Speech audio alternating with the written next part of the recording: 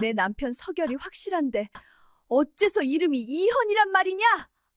전장에서 실종된 남편을 찾아 11년을 떠돌던 연화. 절망 끝에 도착한 고을에서 새로 부임한 사또의 얼굴을 보고 기절하고 맙니다. 그토록 그리던 남편과 똑 닮았지만 그는 기억을 잃은 채 세력가의 사위가 되어 다른 여인의 곁에 있었지요. 남편의 왼쪽 어깨에 새겨진 초승달 흉터를 확인하기 위해 관아 하인으로 잠입한 연화.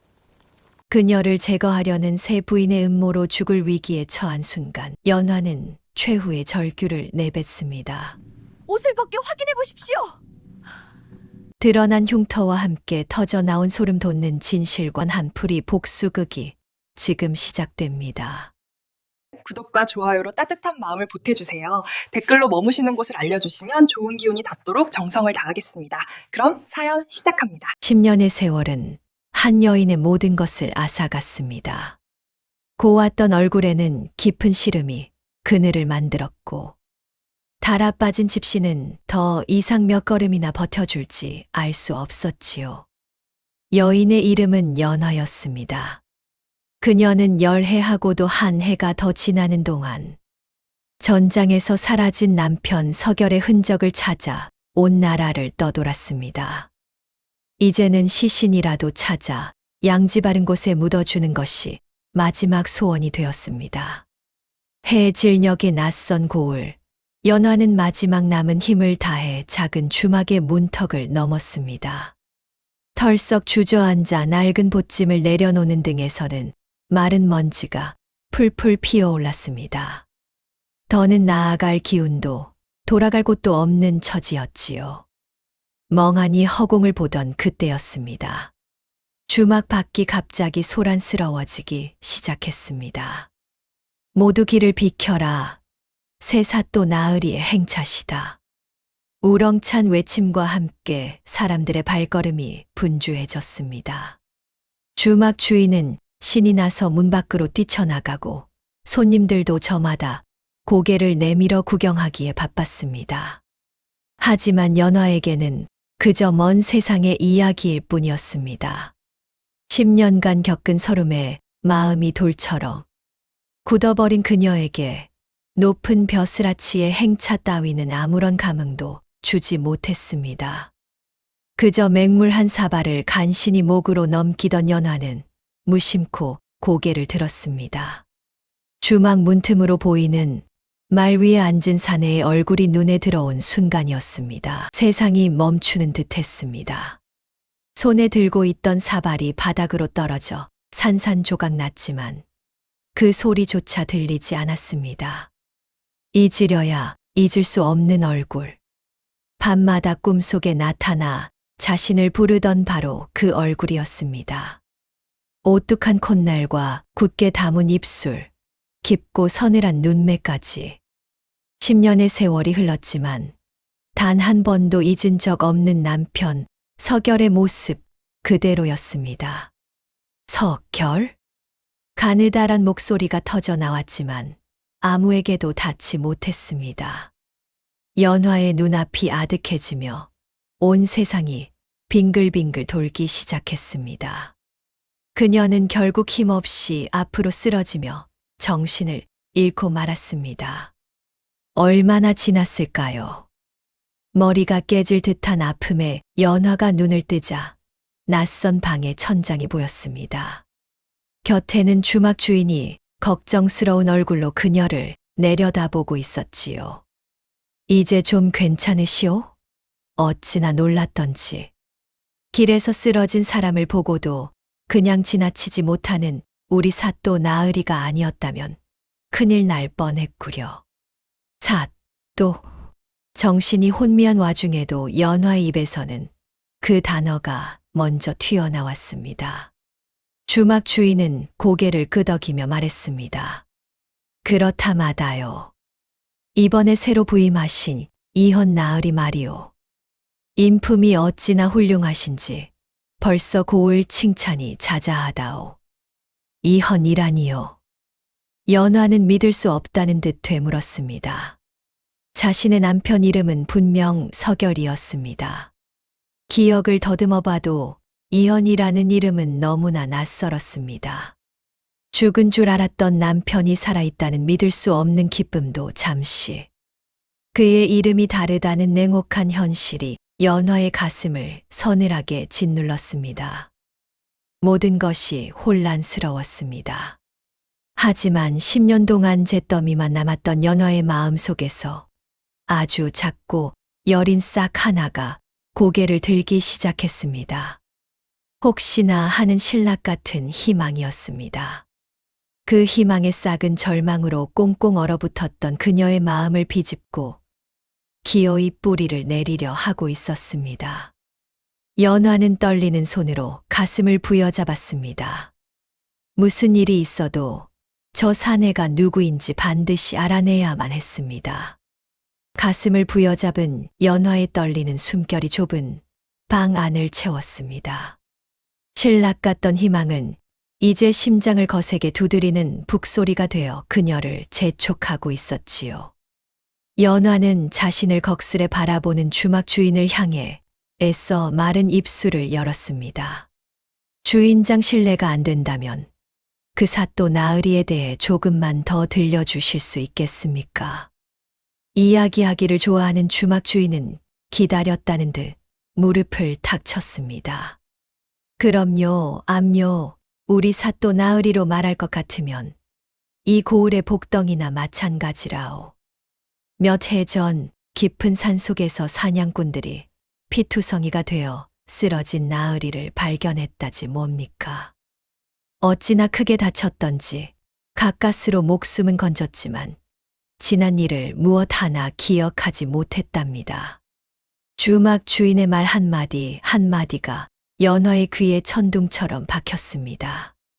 기억을 잃었다고 잿더미 같던 연화의 희망에 세찬 불길이 확 피어올랐습니다. 어쩌면 그래서 자신을 알아보지 못한 것일지도 모른다는 생각이 들자 가슴이 벅차올랐습니다. 주막 주인은 신이 나서 이야기를 이어나갔습니다. 그때 나으리를 지극정성으로 보살핀 분이 바로 이 고을 제1의 세력가인 최판서. 내가씨 화란 마님이셨지요. 밤낮으로 곁을 지키며 약을 다리고 죽을 쏘어 먹이며 돌보았으니 그 정성이 하늘에 닿을 정도였다오. 결국 나으리께서도 그 마음에 감동하여 두 분이 부부의 연을 맺게 된 것이지요. 화란이라는 이름과 부부라는 말이 비수처럼 날아와 연화의 심장을 꿰뚫었습니다.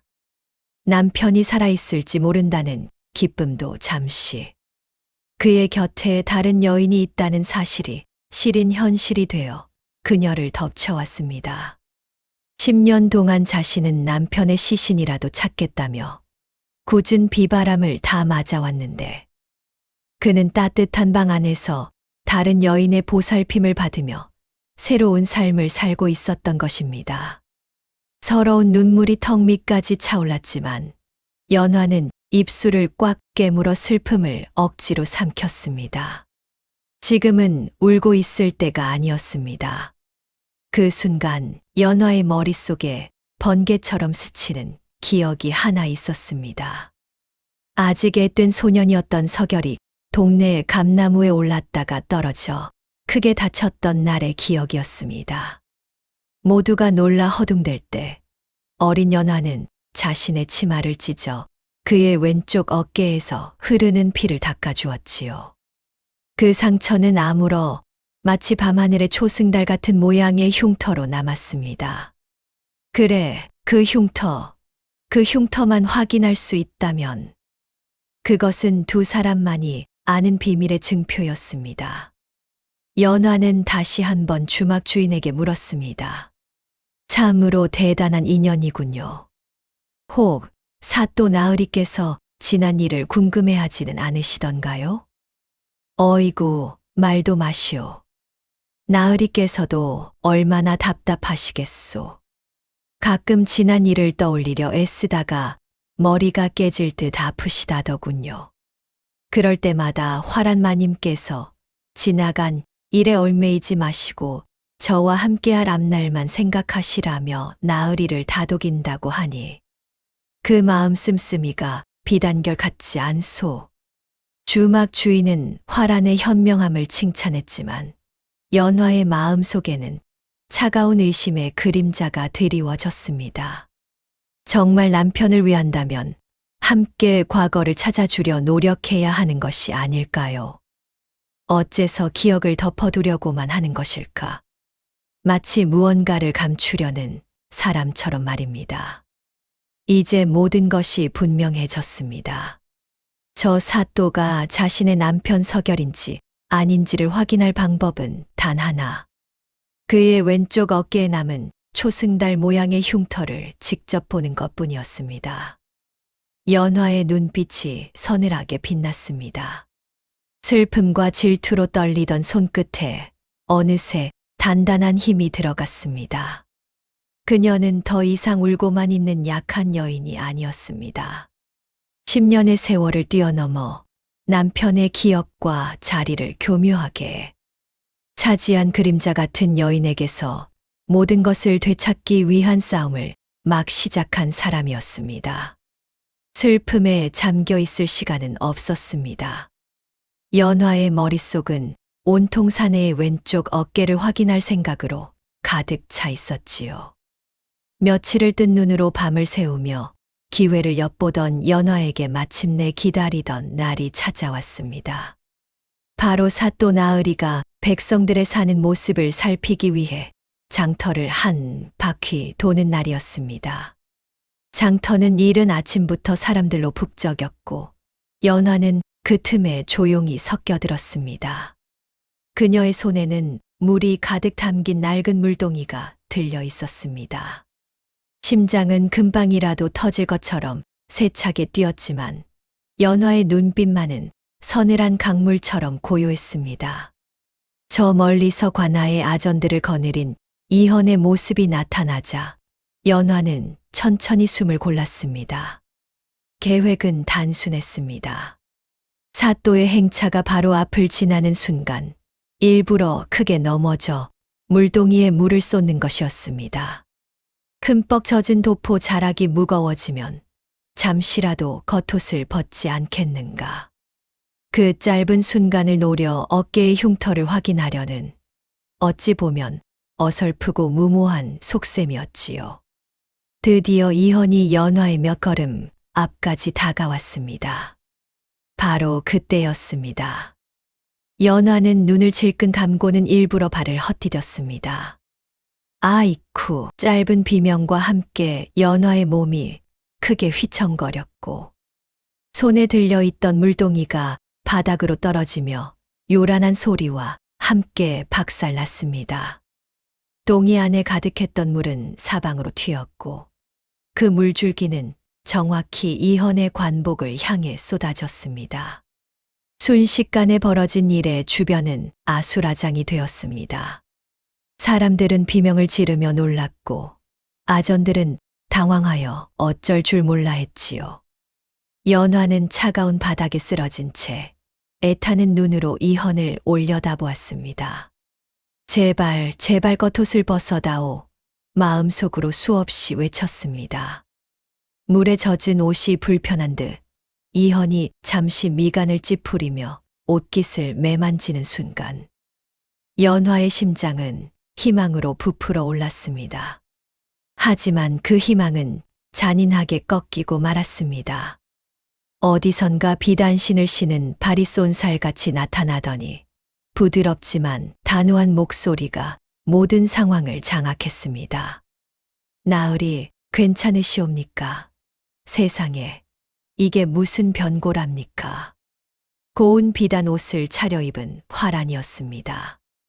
그녀는 재빨리 자신이 입고 있던 겉옷을 벗어 이헌의 젖은 어깨를 감쌌습니다. 연화가 엿볼 수 있는 아주 작은 틈조차 허용하지 않겠다는 듯 철저하고 빈틈없는 행동이었지요. 그러고는 싸늘한 눈초리로 바닥에 쓰러진 연화를 매섭게 쏘아보았습니다. 대체 앞을 어찌 보고 다니기에 귀하신 사또 나으리의 앞길을 막고 행차를 망치는 게냐.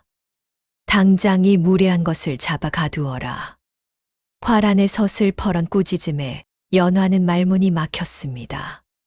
계획이 실패했다는 좌절감과 분노가 한꺼번에 몰려와 눈앞이 캄캄해졌습니다. 모든 것이 끝났다고 생각한 순간이었습니다. 그만두시오. 모두의 예상을 깨고 그들을 막아선 것은 바로 이헌이었습니다. 그는 자신을 감싼 화란의 손을 조용히 내리게 하고는 멍하니 쓰러져 있는 연화를 향해 한 걸음 다가왔습니다. 그의 얼굴에는 알 수 없는 혼란스러움이 가득했습니다. 물에 젖어 초라한 행색의 연화를 보는 순간 머릿속을 스치고 지나가는 짧은 두통을 느낀 것이지요. 낯설지만 이상하게도 가슴 한쪽이 아려오는 기분이었습니다. 이헌은 자신도 모르게 나직이 물었습니다. 괜찮소? 그 한마디에 연화의 세상이 다시 움직이기 시작했습니다. 비록 흉터는 확인하지 못했지만 자신을 바라보는 그의 눈빛 속에서 연화는 보았습니다. 아주 희미하지만 분명하게 흔들리는 기억의 파편을 말입니다. 자신을 꾸짖는 아내를 막아서고 쓰러진 자신을 걱정해 주는 모습에서 신락 같은 희망이 다시 거대한 불꽃으로 피어올랐습니다. 화라는 이헌의 뜻밖의 행동에 순간 당황한 기색을 보였지만 이내 미소를 지으며 그의 팔을 잡아 끌었습니다. 나으리, 이만 가시지요. 이런 자에게 마음 쓰실 것 없습니다. 이헌은 화란에게 이끌려 걸음을 옮기면서도 몇 번이고 뒤를 돌아보았습니다. 연화는 흙탕물 범벅이 된 채로 그 자리에 못 박힌 듯 앉아 멀어지는 그의 뒷모습을 끝까지 눈에 담았습니다. 첫 번째 시도는 실패했지만 연화는 더 이상 절망하지 않았습니다. 오히려 그녀의 가슴 속에는 새로운 결심이 단단하게 자리 잡고 있었습니다. 밖에서 안을 보는 것은 한계가 있다. 그렇다면 이제는 저 담장 안으로 직접 들어가야만 한다. 더 위험하고 더 대담한 방법으로 말입니다. 흙탕물 범벅이 된 옷을 갈아입는 연화의 눈빛은 이전과 완전히 달라져 있었습니다. 더 이상 슬픔에 젖어 있지 않았고 실패에 좌절하지도 않았습니다. 그녀의 눈동자 속에는 차갑게 타오르는 불꽃이 자리 잡고 있었지요. 담장 밖에서 어설픈 돌을 던지는 것으로는 저 굳게 닫힌 성을 무너뜨릴 수 없다는 것을 깨달은 것입니다. 이제 연화는 성벽을 기어오를 밧줄을 만들기로 결심했습니다. 그녀에게는 남들이 모르는 무기가 하나 있었습니다. 바로 약초에 대한 해박한 지식이었습니다. 아주 오래전 서결과 함께 깊은 산을 오르내리며 약초를 캐던 시절이 있었습니다. 어떤 풀이 상처에 좋고 어떤 뿌리가 기운을 돋우는지 두 사람은 노래처럼 외우고 다니곤 했지요. 잊은 줄 알았던 그 기억이 연화에게 새로운 길을 열어주었습니다. 며칠 뒤 연화는 관아에서 약재 창고를 관리할 하인을 구한다는 방을 보았습니다. 이것이야말로 하늘이 준 기회였습니다. 그녀는 주저없이 관아로 향했고 늙은 의원 앞에서 그동안 갈고 닦은 실력을 남김없이 보여주었습니다. 눈을 감고 향기만으로 약초의 이름을 마치고 서로 어울리는 약재와 상극인 약재를 막힘없이 설명하는 모습에 늙은 의원은 감탄을 금치 못했습니다. 연화는 그렇게 누구의 의심도 사지 않고 자연스럽게 관아의 하인이 되었습니다.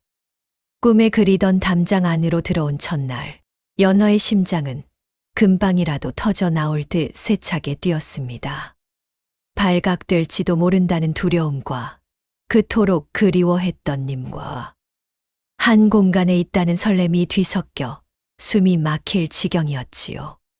그녀는 매일 아침 일찍 일어나 약재 창고를 정리하고 정성껏 약초를 다렸습니다. 그렇게 며칠이 지났을까요?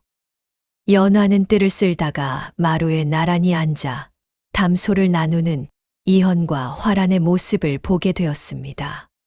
화란이 다정한 미소와 함께 이현의 옷깃을 매만져 주자 이현 역시 부드러운 눈길로 그녀를 바라보았습니다.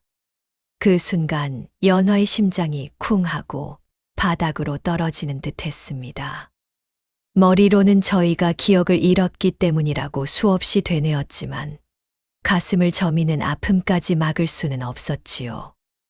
연화는 저도 모르게 눈시울이 뜨거워져 황급히 고개를 돌려야만 했습니다.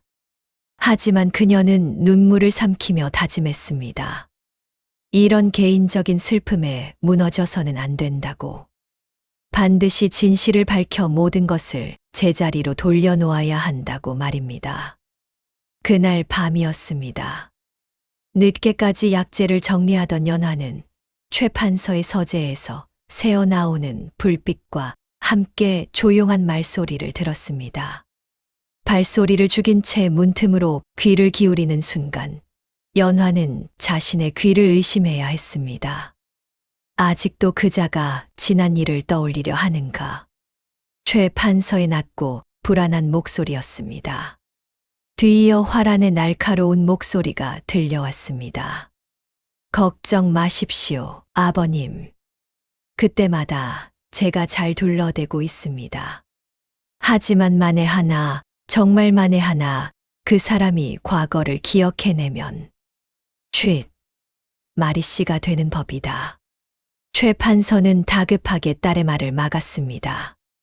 그리고는 한층 더 목소리를 낮춰 속삭였습니다. 그 사람이 과거를 기억해내면 우리가 지금까지 쌓아 올린 모든 것이 끝장이야. 알겠느냐? 그들의 대화는 연화의 머릿속을 망치로 내려치듯 강하게 울렸습니다.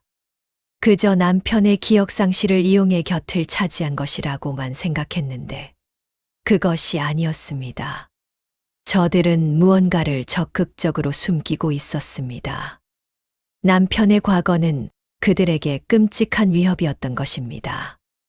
연화는 조용히 몸을 돌려 어둠 속으로 스며들었습니다. 이제 그녀는 단순한 아내가 아니었습니다. 거대한 거짓과 음모에 맞서 싸워야 하는 추적자였습니다. 연화의 존재 자체가 최 판서 일가에게 가장 무서운 위협이 되기 시작한 순간이었습니다. 칠흑 같은 어둠 속에서 그녀의 두 눈은 그 어느 때보다 형형하게 빛나고 있었습니다. 그날 이후 연화의 눈빛은 한순간도 흐려지지 않았습니다. 밤중에 엿들은 대화는 그녀의 마음에 불을 지폈고 이제 그녀는 남편을 되찾는 것을 넘어 거대한 거짓에 맞서 싸워야 한다는 것을 깨달았지요. 하지만 연화의 결심이 굳어질수록 이현의 고통은 더욱 깊어져만 갔습니다.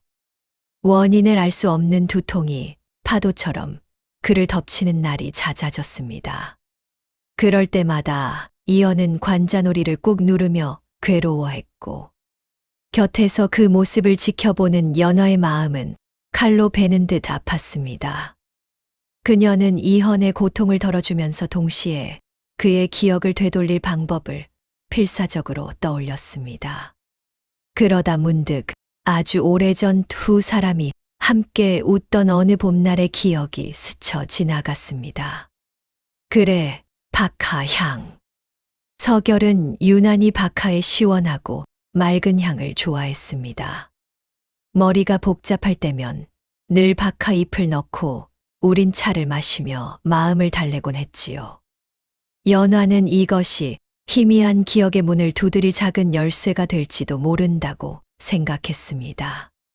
그녀는 그날 밤 아무도 모르게 약재 창고에서 가장 좋은 박하 잎을 골라 정성껏 차를 우렸습니다. 찻잔에서 피어오르는 맑은 향기 속에 연화는 10년의 그리움과 간절한 기도를 함께 담았습니다. 연화는 조심스럽게 그 찻잔을 이현의 서책상 위에 올려놓고는 그림자처럼 조용히 물러났습니다. 잠시 후 서류를 살피다 머리가 지끈거려 잠시 쉬려던 이현의 코끝에 익숙한 향기가 와 닿았습니다. 자신도 모르게 찻잔으로 손을 뻗은 그는 따뜻한 차를 한 모금 마셨습니다. 바로 그 순간이었습니다. 마치 굳게 닫혔던 문이 삐걱거리며 열리듯 이현의 머릿속에 아주 짧은 그림 하나가 번개처럼 스쳐 지나갔습니다.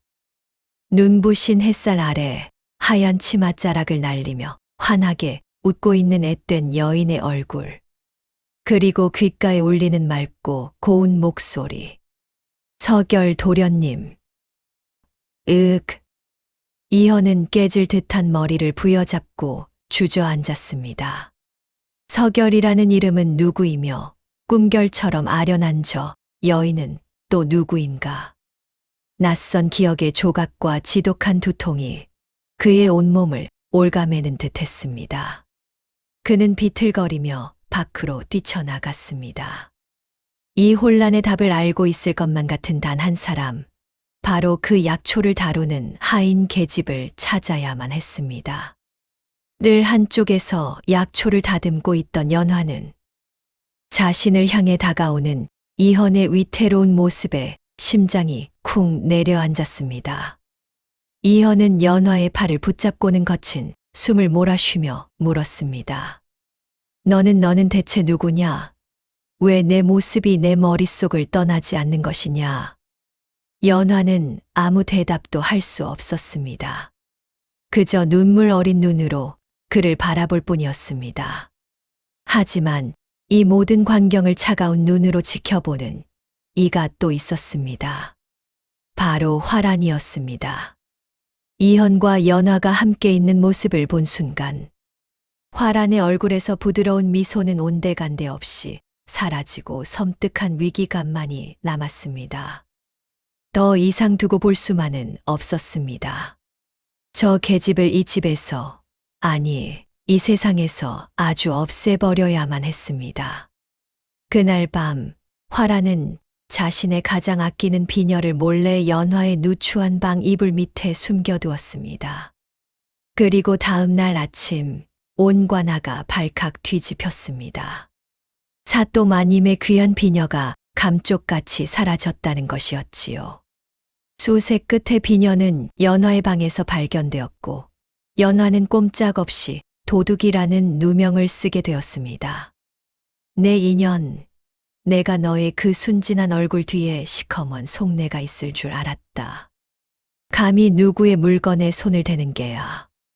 화란의 매서운 꾸짖음에도 연화는 당당히 고개를 들었습니다. 저는 결코 훔치지 않았습니다, 마님. 하지만 아무도 그녀의 말을 믿어주지 않았습니다. 연화는 결국 밧줄에 꽁꽁 묶여 차가운 옥사로 끌려갔습니다. 그 순간에도 연화의 눈은 오직 한 사람. 문 기둥에 기댄 채 괴로운 표정으로 모든 것을 지켜보고만 있는 이현을 향해 있었습니다. 그녀의 눈빛은 말하고 있었습니다. 저는 괜찮으니 부디 모든 것을 기억해내시라고. 어둠이 빛을 이길 수 없다는 것을 증명해달라고 말입니다. 차가운 돌바닥의 한기가 등골을 타고 올랐지만 연화는 조금도 두렵지 않았습니다. 꽁꽁 묶인 손발이 저려왔지만 그 아픔조차 느껴지지 않았지요. 그녀의 모든 신경은 오직 한 사람, 저 멀리 복잡한 표정으로 서 있는 이현에게로 향해 있었습니다. 관아의 넓은 마당은 구경 나온 백성들로 가득했고 그들의 안타까운 수군거림이 서늘한 아침 공기를 갈랐습니다. 화란은 승리감에 도취된 차가운 미소를 지으며 연화를 내려다보았고 그 옆에 선 최판서는 못마땅한 기색을 감추지 않았습니다. 마침내 아전의 우렁찬 목소리가 마당을 울렸습니다. 사또 마님의 귀한 물건을 훔친 죄인에게는 마땅히 엄한 벌을 내려 다스릴 것이다. 매우 쳐라. 명령이 떨어지자 덩치 큰 형리가 육중한 곤장을 높이 치켜들었습니다. 바람을 가르는 소리가 매섭게 귓가를 스치는 순간 모든 것이 끝이라고 생각한 바로 그때였습니다. 연화는 마지막 남은 모든 기운을 목으로 끌어모아 절규하듯 외쳤습니다. 잠깐, 저분은 이 고을의 사또, 이헌 나으리가 아닙니다. 마당의 모든 소음이 거짓말처럼 멎었습니다. 사람들은 저 미친 계집이 이제는 실성까지 한 것인가 의심하며 웅성거렸습니다. 화란의 얼굴이 굳어지며 소리쳤습니다. 저 요망한 것이 죽을 때가 되니 헛소리를 하는구나. 어서 전연의 입을 막고 형을 집행하지 않고 무얼 하느냐. 하지만 연화는 멈추지 않았습니다. 그녀는 핏발선 눈으로 이헌을 똑바로 바라보며 자신의 목숨을 건 마지막 진실을 토해냈습니다. 저분은 10년 전 전장에서 억울하게 사라진 제 남편 서결입니다. 믿지 못하시겠다면 직접 확인해 보십시오. 그 증거로 나으리의 왼쪽 어깨에는 제가 똑똑히 기억하는 초승달 모양의 흉터가 있습니다. 초승달 모양의 흉터. 그 한마디에 이헌의 세상이 무너져 내렸습니다. 지끈거리던 머릿속에서 희미한 기억의 파편들이 폭풍처럼 휘몰아쳤습니다. 어린 소년의 웃음소리, 감나무, 그리고 자신의 어깨에서 흐르던 피를 닦아주던 작은 소녀의 애처로운 얼굴까지. 아니야, 그럴 리가 없어. 화란과 최판서의 얼굴은 하얗게 질려버렸습니다. 백성들은 이제 의심의 눈초리로 사또를 바라보기 시작했습니다. 진실을 확인하고 싶다는 뜨거운 열망이 마당을 가득 채웠지요. 나으리, 저런 미친년의 말에 현혹되시면 아니 되옵니다. 화란이 다급하게 그의 팔을 붙잡았지만 이헌은 뿌리치듯 그녀의 손을 떨쳐냈습니다. 그는 비틀거리는 걸음으로 마당 한가운데로 걸어 나왔습니다. 모든 이의 시선이 그에게로 쏠렸습니다.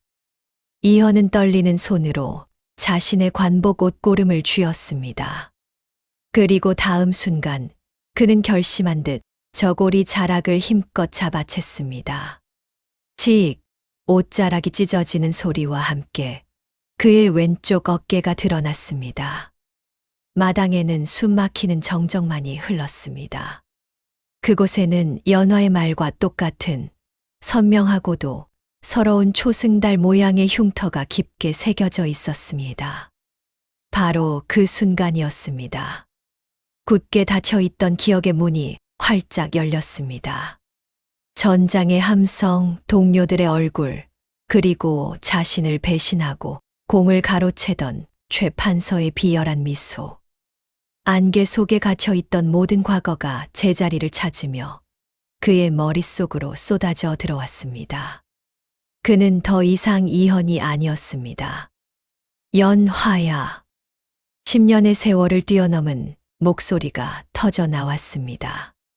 그는 이제야 모든 것을 기억해낸 서결이었습니다. 서결은 성큼성큼 다가가 차가운 밧줄을 직접 풀어주었습니다. 풀려난 연화가 그의 품에 와락 안기자 두 사람의 눈에서는 10년간 맺혔던 뜨거운 눈물이 하염없이 흘러내렸습니다. 꿈 같은 재회도 잠시 서결은 차갑게 돌아서서 최판서와 화란을 향해 불호령을 내렸습니다. 내 이놈들, 나라를 위해 싸운 장수의 공을 가로채고 그의 신분을 훔쳐 나를 허수아비로 만들려 한 죄를 어찌 감당할 것이냐. 당장 저 부녀를 잡아들여 옥에 가두어라. 모든 진실을 알게 된 백성들의 분노가 하늘을 찔렀고 관아의 아전들은 서슬퍼런 서결의 명령에 따라 혼비백산한 최판서 부녀를 끌고 갔습니다. 기나긴 어둠이 걷히고 마침내 진실의 아침이 밝아온 순간이었습니다. 서결은 흐느끼는 연화의 어깨를 강하게 끌어안았습니다. 이제 두 번 다시는 이 손을 놓지 않으리라 굳게 다짐하면서 말입니다. 최 판서 부녀의 비명이 멀어지고 나서야 마당을 가득 채웠던 거친 숨소리들이 제자리를 찾기 시작했습니다. 서결은 비로소 연화의 얼굴을 제대로 마주 볼 수 있었지요. 10년의 세월이 새겨진 아내의 얼굴에는 눈물 자국이 얼룩져 있었지만 그의 눈에는 세상 그 어떤 꽃보다도 아름답게 보였습니다. 연화야, 내가 너무 늦었구나.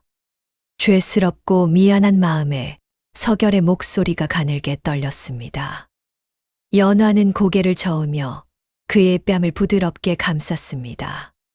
아닙니다, 서방님. 돌아오셨으면 된 것입니다. 그것으로 충분합니다.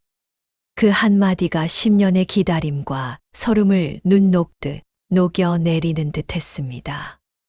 며칠 뒤 나라를 속이고 장수의 공을 가로챈 최 판서 일가는 도성으로 압송되어 국법에 따라 엄한 벌을 받게 되었습니다. 모든 것이 바로잡히자 서결은 한치의 망설임도 없이 사또의 관복을 벗고 관인을 조정에 반납했습니다. 그는 더 이상 이 고을의 사또 이헌이 아니었습니다. 더 이상 이 고을의 사또 이헌은 없소. 나는 그저 당신의 지압이 서결일 뿐이요. 그는 평범한 백성의 옷으로 갈아입고 연화의 손을 잡았습니다. 두 사람은 남겨진 것이 아무것도 없는 관아를 뒤로하고 조용히 짐을 꾸렸습니다. 화려한 비단옷도 값비싼 장신구도 아니었습니다.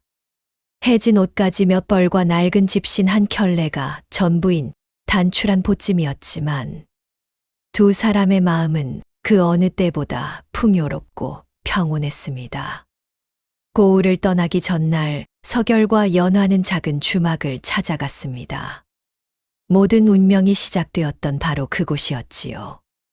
어쩔 줄 몰라 허둥지둥 큰절을 올리려는 주막 주인에게 서결은 따뜻한 미소를 지으며 묵직한 돈주머니 하나를 건넸습니다. 주인장께서 아니었다면 저는 제 아내를 알아보지 못했을지도 모릅니다. 이 은혜를 어찌 말로 다 갚겠습니까? 주막 주인은 손사래를 치며 받지 않으려 했지만 서결은 그의 거친 손에 기어이 돈주머니를 쥐어 주었습니다. 선한 마음이 복을 받는다는 것을 훗날 사람들은 두고두고 이야기하게 되었지요. 이튿날 아침 맑게 갠 하늘 아래 두 사람은 고향으로 향하는 길에 올랐습니다. 그들이 떠난다는 소식을 들은 고을 사람들이 길가에 나와 두 사람을 배웅했습니다. 처음 연화가 이곳에 왔을 때와는 전혀 다른 풍경이었습니다. 두 사람의 뒷모습을 바라보는 사람들의 눈에는 더 이상 동정이 아닌 깊은 존경과 따뜻한 축복이 담겨 있었습니다. 따스한 봄볕이 두 사람의 어깨 위로 쏟아져 내렸습니다. 서결은 걷다가 문득 연화의 손을 잡고 부드럽게 물었습니다. 고향에 가면 가장 먼저 무엇을 하고 싶소? 연화는 잠시 생각에 잠기더니 아이처럼 맑게 웃으며 대답했습니다. 서방님과 함께 뒷산에 올라 진달래꽃을 보고 싶습니다. 그리고 서방님께서 좋아하시던 박하 잎을 따다 향긋한 차를 끓여드리고 싶어요. 서결은 그 소박한 대답에 가슴이 벅차올라 아무 말도 할 수 없었습니다. 그저 아내의 손을 더욱 힘주어 잡을 뿐이었습니다. 10년이라는 기나긴 겨울은 끝이 났습니다. 그들의 발걸음은 잃어버린 시간을 향한 후회가 아닌 함께 만들어갈 새로운 봄날을 향한 희망으로 가득했습니다. 서결은 문득 자신의 왼쪽 어깨를 매만졌습니다. 그 흉터는 이제 아픔이 아니었습니다. 10년의 겨울을 이겨내고 마침내 피워낸 세상에서 가장 눈부신 기억의 꽃이었습니다.